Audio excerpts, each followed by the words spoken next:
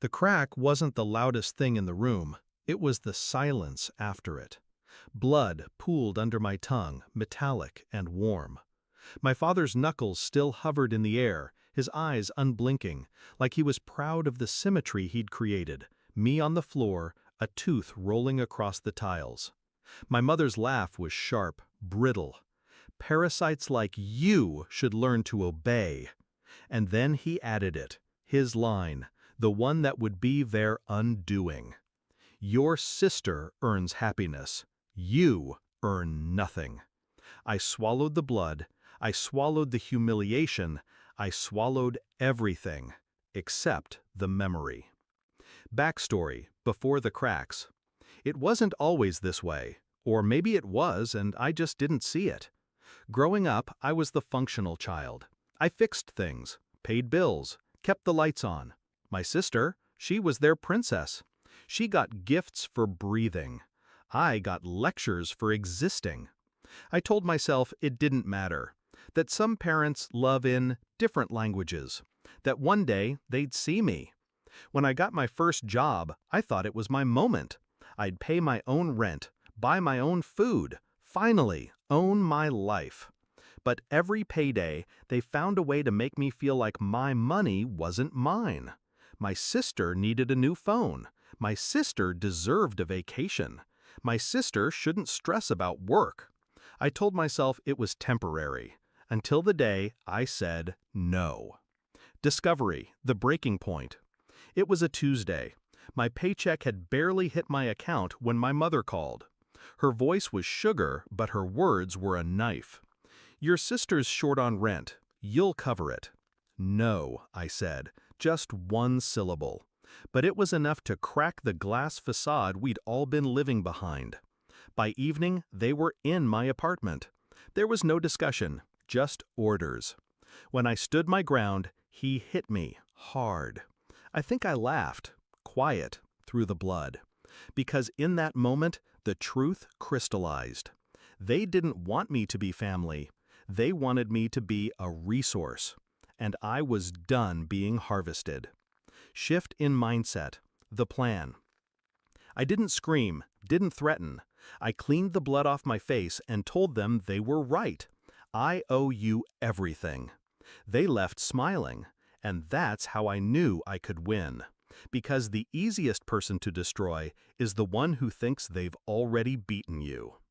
I didn't quit my job. I worked more. I stayed quiet. Meanwhile, I opened a separate account in another bank, one they didn't know existed. I stopped paying for anything they could track. My bills, my rent, my purchases, everything went off the radar. I also started collecting, not money, evidence. Every text demanding money, every voicemail mocking me, every joke about me being worthless.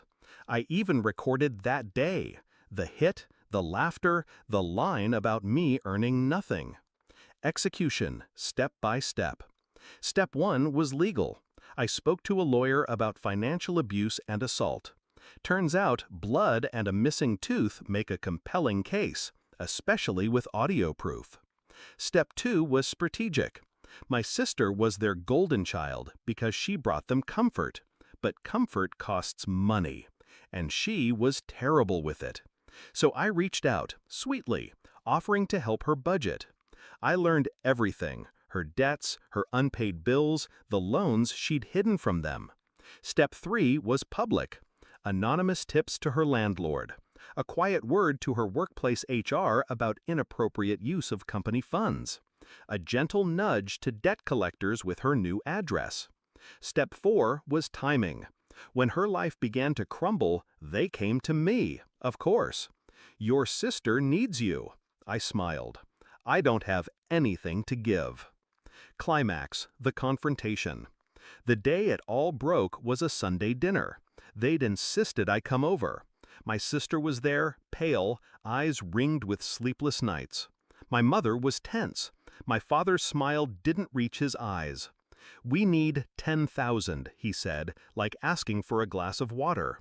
I set my phone on the table, pressed play. The room filled with the sound of that day. My mother's laugh, his insult, the smack of his hand against my face, my quiet, steady breathing after. When it ended, I leaned in.